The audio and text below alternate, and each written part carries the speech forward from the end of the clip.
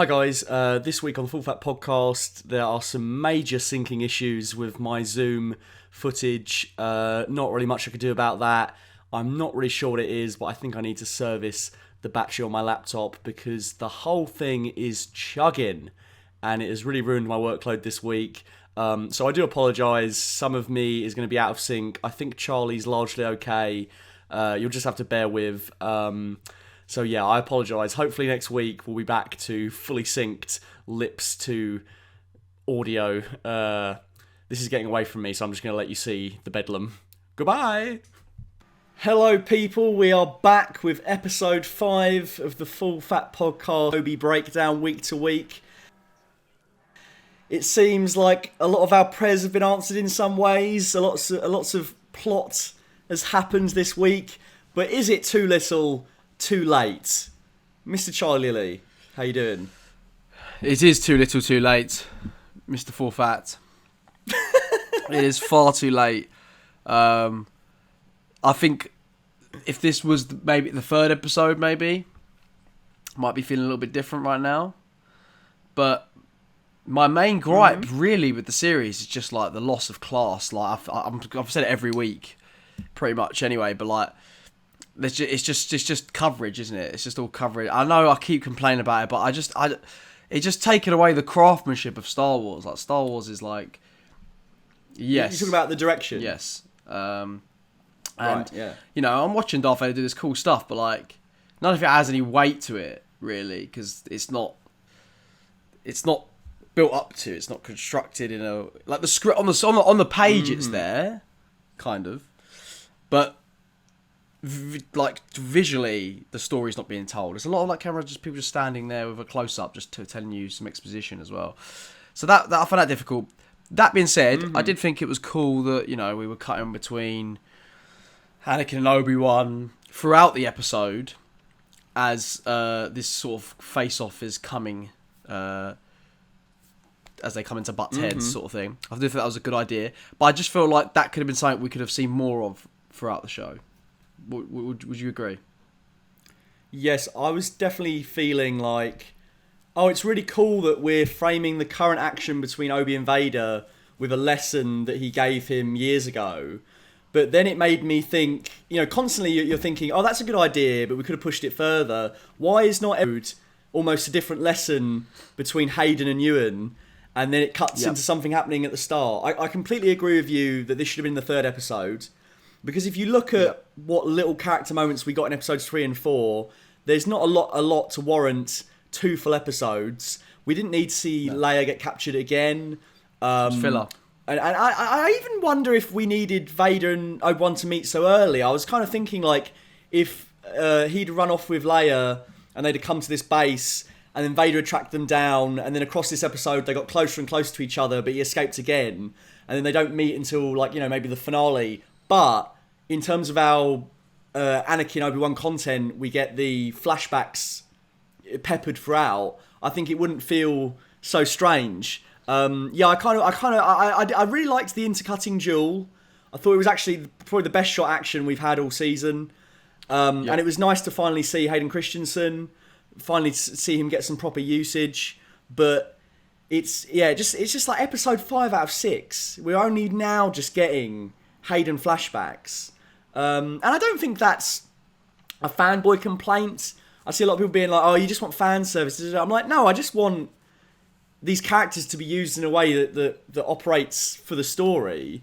And I just think, you know, if we're going to push Hayden in the marketing so much, why not make a bigger deal out of using him? I think it would have been awesome if, like, you know, like in Breaking Bad, you'd have those incredible cold opens, like something that's happening later on in the episode, or each week would start with like a flashback to something that we'd uncover. Like, why can't Kenobi do something like that? Why can't it play around with the structure in a more inventive way? Like, there was loads of moments this week where it was like, oh, there was a problem. Kenobi's like, oh, he's not going to do this, he's going to do that. And then it's like, well, how do you know that? Cut to the duel where he remembers how Anakin behaves. I'm like, that's the show right there. That is the essence of what this show should be about. Not him trekking across the desert talking to some aardvark, or journeying to capture Leia, or rescue Leia, sorry, for like the full fucking time. Yeah, it's been marred by so much filler, I think, wouldn't you say? 100% agree. I think it's really lacking in like the character. I mean, it's funny for people to say, "Oh, it's if you're being too fan fictiony, you just want fan fiction." It's like, no, I just want some character. I don't want to be going through the motions of these plots I've seen in a million different movies. Like, just because it's got Star Wars, fucking iconography doesn't mean I should excuse it from the fact that we're just running through beats that we've seen from other films of just like, oh, someone's been captured, we got to go for it. Like, there's nothing really like it's giving us that kind of basic plots that we've seen before in other movies, but it's not giving us like the character. The reason why we love Star Wars is because of the characters and the richness of the world, right? And I feel like it's not really giving us that. And I feel like this episode, like you said, Matt, with cutting between the duel to show something, it's actually visually showing us character as opposed to in the other episodes and even in some of this episode, just people standing around talking. Like, I really think it takes away the weight. Like, I don't really care when that lady, I can't even remember her name, when she... Oh, Tala. Yeah, when she dies, and she's like, and you get a little moment where she's like, yeah, Vader was scary, basically, and he did something wrong to me, but it's like, that's it. Sorry, I'm confusing two one-note characters. You mean, you were just talking about Reva? Is that who you were talking about? I thought you were talking about...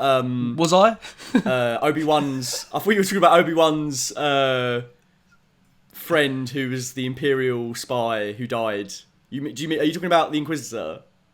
Who are you talking about? No. I'm sorry. I'm talking about the spy. Okay. Cool. Because there's just so many characters that have nothing to them whatsoever. Like, Kumail Nanjiani turns up, and I'm like... Oh, great. Yeah, I don't remember his character's name. B, he's had very little to do. He had, like, one good scene, and now, like, we've got this whole cast of characters working to stop the siege from Vader and the Imperials. I don't know any of them. I don't care about any of them. I didn't care when Tala died. And more to the point, it was so fucking predictable, wasn't it? Oh, he's blocking with a lightsaber. She's been shot. Oh, Obi-Wan, go on without me. I'm going to close the door. No! Oh, I'm going to blow myself up. How many times have you seen that before? You know what I'm saying? Oh, mate. Even in Jackson, Star Wars, let alone what can you tell me movies? about his character? Yeah, 100%. 100%. And even things like, like Kenobi... Oh, he knows that I'll give myself up before these people die, and like, the way he's rallying everyone together, like, oh, it's like this is his Jedi moment again. It's like you could tell that's where this was all leading towards. Reva, turns out she was one of the kids in that opening in Order 66 at the start of the show. Didn't see that coming. What a shock! I just she actually wants to kill Vader, not Obi-Wan. What a shock! And also, like, with Reva, I think they've really dropped the ball with her. They did set up a start, and like she spent the last two episodes just mustache twirling, being an evil Inquisitor, and we didn't get any more texture to her trying to, like in the first two episodes with the Grand Inquisitor playing off of her. That worked for me because she was trying to rise up the ranks, and there was conflict between them. Episodes 3 and 4, she was just a villain. And then by the time we get to episode 5, suddenly it's some sort of attempt at complexity again, with her being like, oh, he slaughtered all my friends, all this sort of stuff. I'm like, this should be the midpoint of the show. We should have escaped the not Coruscant planet in episode 2. Then Vader and that should have followed him. Like, because once he knows Vader's alive, Vader should just be on his arse. You know what I mean? He shouldn't be escaping and then seeing him again. And again, in a movie, would that happen? No. That would feel like we're going through the motions. No. But when it's divided into episodes, you can have these resets. That's exactly it. I think it's. I think that's part of the problem as well. Is that I feel like I'm watching a season 1, whereas I really thought this was going to be a one and done. Do you know what I mean? I thought this was going to be like, if it ain't going to give me a movie, you better give me like a 10 episode series that's like the final send off. Do you know what I mean? Like, I don't want more seasons of Kenobi. Like, he's not that character. You know what I mean? Like, because there's a little period in between that we've wanted filled, which is obviously this is trying to attempt to do that, but But after that, I don't want to see him going on different adventures. Like, I just want to see that little important story that happened in between when he turned to Ben Kenobi, you know? I just want to see that period. Like, after that, I don't want to... What's the mission of the week with Kenobi? Who's he saving next, you know? I want to... And I just feel like there should have been more... I feel like the things are just happening in front of me. I feel like we're just going through the motions. I feel like the script doesn't have... There's never really any stakes to anything. I think that's the big problem. I don't know what the stakes are. It never sets up the stakes. And I think that's the biggest crime this show has committed so far, is that people are just turning up, people are getting killed, and like we're like, oh, it's like, do you know what it is? It's that, you know that bomb under the table thing that Hitchcock says, where it's like, if you show two people at a table and a bomb went off, you're like, you feel the emotion of shock for like 5 seconds and then it's gone. And you're like, oh, wow, it was shocking. But like, if you set it up, if you show the bomb under the table, and then you have these two people talking, now we feel tense. Now you're adding tension to the scene. You're adding weight to it. And then when it does go off, you're giving a shock and tension. You know, and that's more interesting to watch. Whereas I feel like a lot of this is just like, oh, I'm on your side. No, I'm not. And then you get killed. And then it's like, oh,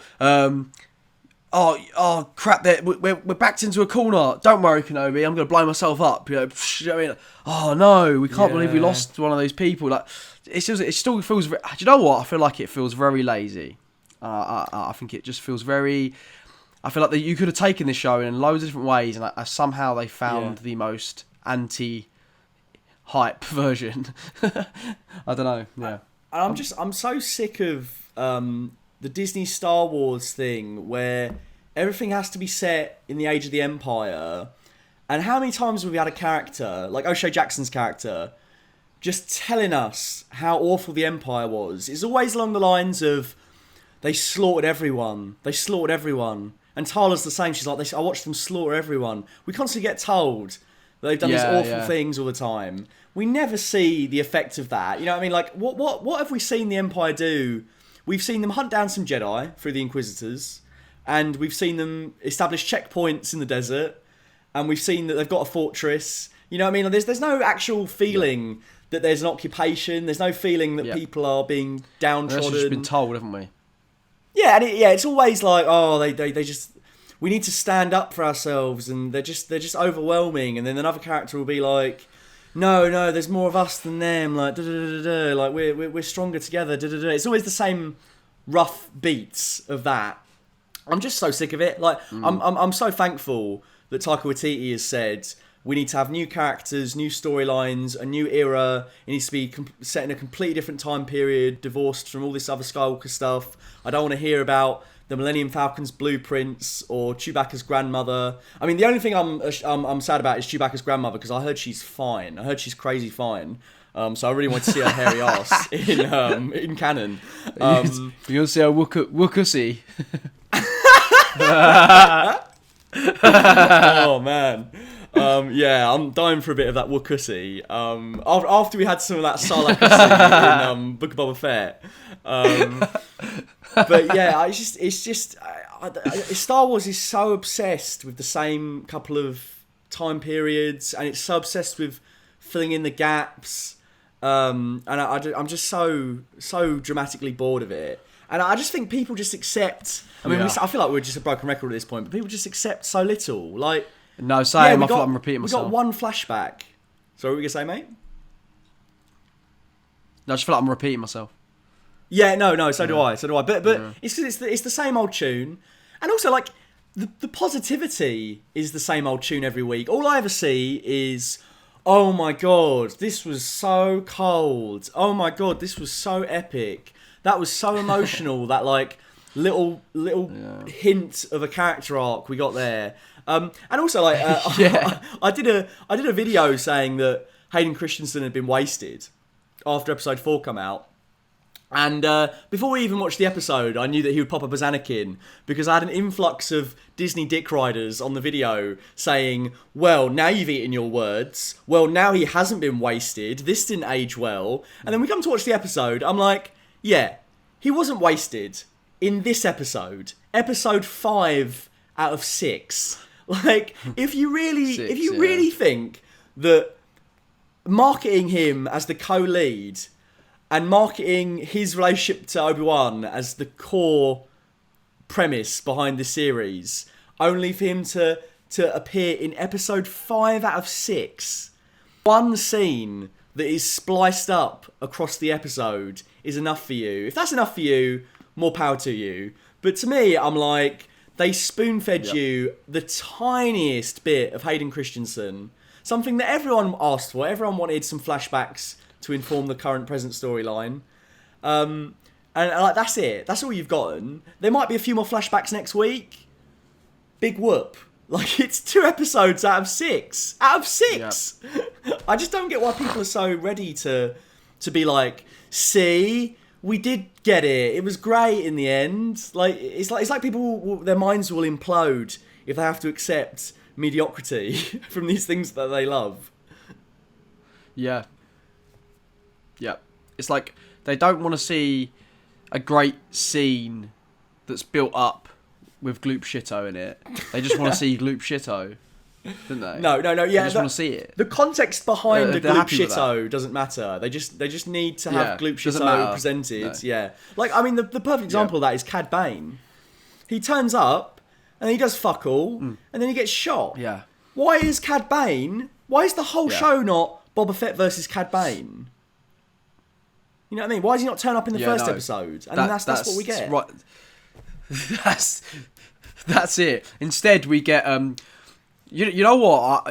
When I watched Empire Strikes Back, Matt, and I saw Boba Fett, I remember sitting there and thinking, I would love to see him run for mayor of Tatooine one day. I think that would make a great series. Actually, I think that would be a great series. I imagine like Marty McFly, like, he's like, you could be mayor, and he's like, Mayor Boba Fett, I like the sound of that.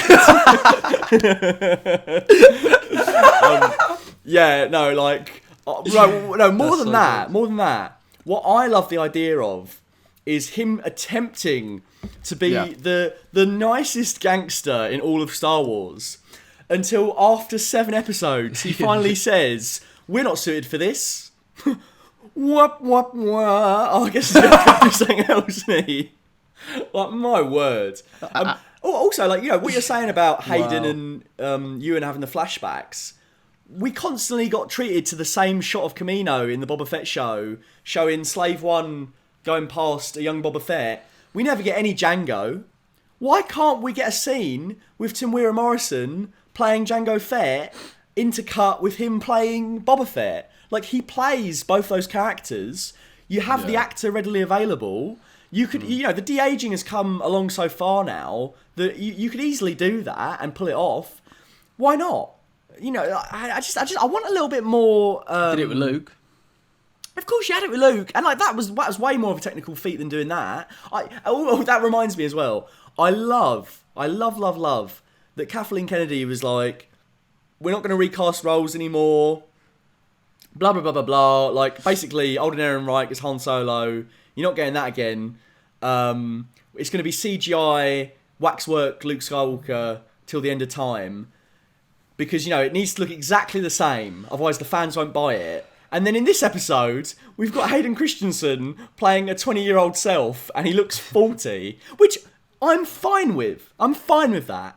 But you can't have it both ways. You can't be like, Anakin. Yeah, 40-year-old Anakin Padawan, fine. Luke Skywalker played by someone else. Oh, sacrilege. Doesn't make any sense. Yeah. Doesn't make any sense to me. Yeah. What's it? Oldie Wan Kenobi and Grand Anakin fighting each other. And then people are okay with that. But then Luke can't be played by Mark Hamill or recast by Sebastian Stan. He has to be some made up thing in a lab. Yeah, no, I agree. I think that this I think the scene with them two, I just think it's, like we said already at the start, I just think it's a little bit too late. I just think that it should have. I feel like that should have been going throughout. I feel like, do you know what I think's weird? Even though we had that scene, it doesn't feel like a show that's about Obi-Wan and Anakin. No. Do you know what I mean? Like, thematically, like he's just kind of in it. Like we were saying before that, like, you said earlier, I think you said earlier as well, like how we, like, you know, to hold off on Anakin on Darth Vader until these later episodes. I feel like you could have built him up more of a presence as well, because I think that in times, particularly the way he's shot as well, they've really taken that away from him. Like, there's a few times, like, it was kind of cool to see him, dodging and, using the Force to fight Reva. But, like, he's... The way he looked in terms of the background, he kind of just fades into it. There's no sort of separation of the light. I remember you mentioning when we was watching it that that Nerdwriter video that happened that he did that time about how Empire Strikes Back created like more depth and separated him from the background ball by giving him a shine or dirtying him up and stuff. And I think that this didn't learn from that at all in this show. And it just feels I don't feel the presence of him as much. It does feel like a fan shot it.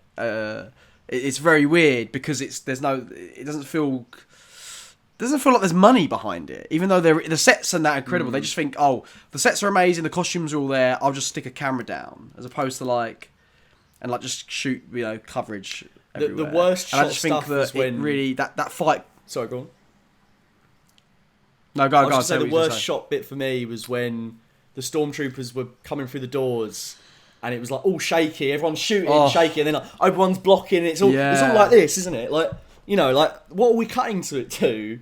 And I don't mind them shooting Star Wars differently, or them making music choices like in The Mandalorian. Some of the choices Ludwig made were different to what came before. I'm okay with that in terms of the notion of it, but. You're playing with fire when you do things like that. If you're gonna take it away from like the wides and the screen wipes and the visual language that Star Wars has created, then it's got to deliver. And as you say, it's just coverage. I just feel like we're just pointing the camera where the characters are. There's no consideration in terms of what's actually happening. The cuts between the past and present aren't dynamic. It's always just. Oh my god, he's not going to do it that way. What do you mean? Cut to Kenobi going, and then it cuts to him doing something else. You know what I mean? That's all that happens. Yeah. I'll put my glasses back on now. That's exactly it. That's exactly it, though. I think as well, they'll try and do an inventive shot, but it would be what I mean. People, when I say there's no visual language to it, is that, for example, there'll be close up of someone, maybe a wide, and then all of a sudden there will be a really weird shot where the camera will it'd be like a body cam shot where the camera will stay on the person as they fall onto the ground, and it's kind of like you can't just chuck a shot like that in there when you've not set up the language of the other shots for that shot to be to make sense. Does that make sense? Yeah. For that shot to fit within the tone. Otherwise, it feels like, oh, okay, now we're getting this weird POV, kind of almost like you said, Breaking Bad shot in a weird way, like a POV shot of Obi's lightsaber or Reva, she falls to the ground dying, and it's just kind of like what. The rest of the show is not shot like that, so when it happens, it's kind of a bit jarring. It doesn't have the impact that I think they think it does when it kind of takes you out of the moment and that's what I mean by setting up that language. It's not being set up enough. It's just okay. Where can we put the camera as opposed to where can we put the camera? Completely different. Has the most impact. The Reva stuff's all pretty wide and you can see it, and then the Vader Obi-Wan fight in episode 3 was close up and dimly lit and juttery, and then the very first Order 66 bit was a one take. And I'm not saying every fight scene has to be a one take. A one take is pretty much you do it that one time, but it just doesn't feel like there's any consideration into okay, this fight's gonna look like this, and then this fight's gonna look like this. The best bit of action so far out of the whole show has been young Obi and Anakin fighting, and even then I think it's a bit of a cheat because as so many people on TikTok have pointed out, the parallels to the choreography in Revenge of the Sith. I think that's something else that annoys me. Is I see this a lot on social media and videos platforms. Is everyone's obsessed now with parallels. Oh, this shot looks like this shot from before. That doesn't mean it's necessarily good. These things have to feel like their own enjoyable things. They can't just constantly be like, oh, this is like this is like that. Do you see the parallels here? Like it just goes back to that whole kind of fan consumption that I think has become rife in that, like, it's all about that Leonardo DiCaprio meme. Oh, look, I noticed that. Oh, look, I noticed that thing is like this thing. Like, so like it doesn't make the actual prescient story that we're here for more exciting. Thing good. No, and like you know, I enjoy that George Lucas tried to rhyme the prequels and original trilogy, but him doing that was not like everything has to look exactly the same and almost be derivative of what came before. Like, you know, I think the perfect example of that is the middle installment in both trilogies has a Cloud City, but the Cloud City in Attack of the Clones is Kamino. It's clearly got some of the similar design, you know, like there's a similar design to the way it looks, but it's completely different. Like, and it serves a completely different function in the story. Yeah. And like, you know, you've got like rain and water. Yep.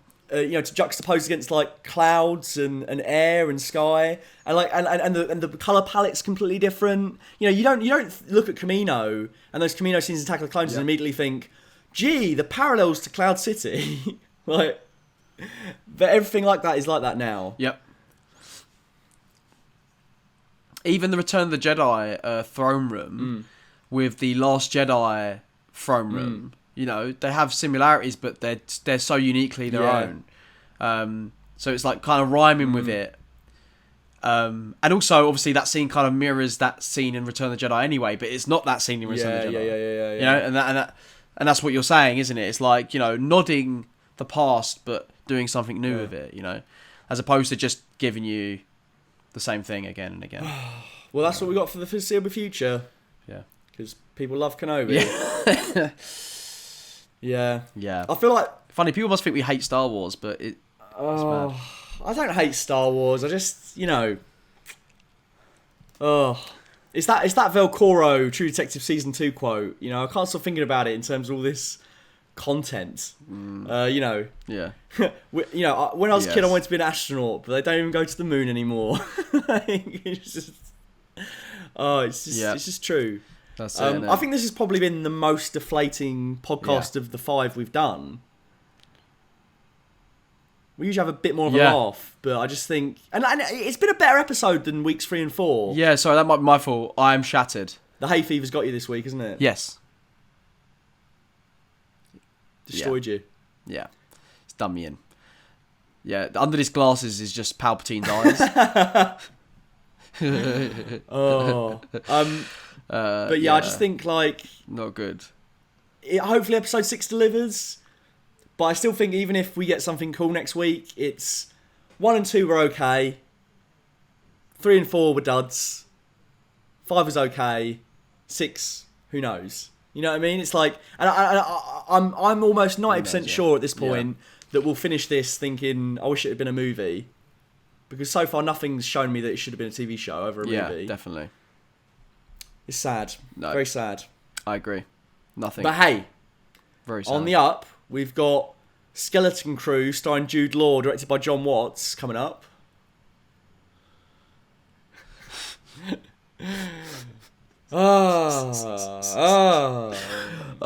couldn't be any more anti... It couldn't be less hype, could it? No, it couldn't be less hype. Really? It couldn't be less hype. It's actually hilarious. I also think it's funny that Patty Jenkins, who may or may not still be working on a Star Wars film called Rogue Squadron, said she wanted to make the greatest fighter pilot movie of all time. And Top Gun Maverick's come out, so that's dead, isn't it? Because all this Rogue Squadron thing's going to be... That's dead, that's done. It's going to be a CGI fest, isn't it? You can't create real X-Wings and get people to learn how to fly them and stick cameras in the cockpits. You can do that with F-18s. You can't do that with X-Wings. So it's just like, even if the script's good, it's just not going to have that same kind of visceral feeling. So that's dead in the water, to be honest. I just, you know, Taika Waititi's... I want to say he's the last hope, but I'm kind of done at this point. I don't think I have any hope. Like, if Taika can drop a fire trailer, then I'm interested. Same. But I just don't care. I just don't care. So, we have The Star Wars are officially over. Yeah. Uh, They're done. Before you go, We're done. spoilers for men. What the fuck was that? Who gives birth to themselves 7 times? I like to do it at least twice That on a was Sunday. actually a pretty incredible effect, I But, must you say. know, I went 7 times. Yeah, You're 7 joking. in one sitting. Oh, It's a bit yeah. of a piss take. Yeah. no. It's an effective direction, though, in places. I just think it kind of unravelled. Yeah. I was enjoying it. I just think the it didn't come together in the end. It kind of went off the rails, and I think it wasn't.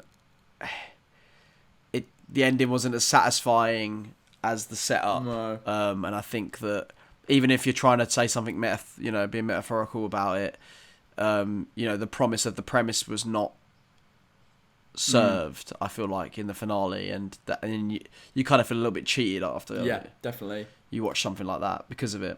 Also, like, but I think I was just gonna say, if if it was anyone other than Alex Garland who popped up with a movie where all the men are played by the same person to denote that all men are the same, I would think I'm watching a student film. Like, how incredibly on the nose. Yeah, and true. it doesn't really present. Yes. Like, that's not necessarily a problem, but we don't explore that with any real depth. It's just kind of presented to us, and I think it's a real shame because I think there was some moments there of brilliance. I thought the relationship and the breakup between I'm forgetting the characters' names, but Jessie Buckley and her husband was quite effective. And Really there was some creepy moments, but as you say, it's one of those movies where I'm like 4 stars, 3 stars, and now it's gone off the rails. I'm looking at 2 stars, even though it's better directed than half the things I've seen recently. It's one of those ones. Like it really it's decided by whether it pays off or not, and that one did not. Yep. The perfect comparison for me is Aronofsky's Mother. I think I had the exact same feeling with that, where like filmmaking's great, it's fantastic. I'm really enjoying the setup. I'm enjoying the first half, and then it just kind of goes off the rails, and You get it? It's a metaphor. Not necessarily for me. Yeah, not for me. They're not really for me. Might be for you, not for me. I think that's it's a miserable wrap on the Full Fat Podcast this week. What did you think about Kenobi? It has. Let us know. Yeah, I think it was a step up. The Reaver fight was pretty fun, but everything else, do I really have to wait 5 hours just to watch Hayden Christensen talk and to watch Vader dual wield some lightsabers? I could just watch a fan film. Swing a lightsaber. Yeah. Oh, but no, it's all true. will be revealed next week true. with the finale. It will. And like we say every week, Matt, at least we have the boys. We do have the boys. The boys is there. And you know what? I said this to you before we came on. I enjoyed the first episode of Miss Marvel more than this. I like the high school angle. I'm more eager to watch episode 2 of Miss Marvel than I am to watch episode 6 of Kenobi. That is insane. That is insane. That is insane. Considering how big of a Kenobi fans we are, and how much we're not really that interested in Miss Marvel in the comics at all. No. So, but yeah. It just shows what a good script will do. You can take any character. It doesn't matter if they're like a prestigious A-list character in a long-running franchise, or like a character that was created in the last 10 years. It's all about the story. It's all about the story. Anyway, to close us out, we've got 3 minutes left. Look at the Guardians of the Galaxy. Guardians of the Galaxy, Peacemaker. Create a terrible story out of a franchise character again, and you'll be banned from driving. No one's going to get that. If you got that reference, let us know in the comments below. No one's going to get that. Comments below. Charlie, to close us out, could you give us your best Rupert Friend impression? Rupert Friend impression? Yeah. It could be the Grand Inquisitor. Goodbye, Grand Inquisitor. Do you want to see my one? You ready? Medic! Oh! You're gone.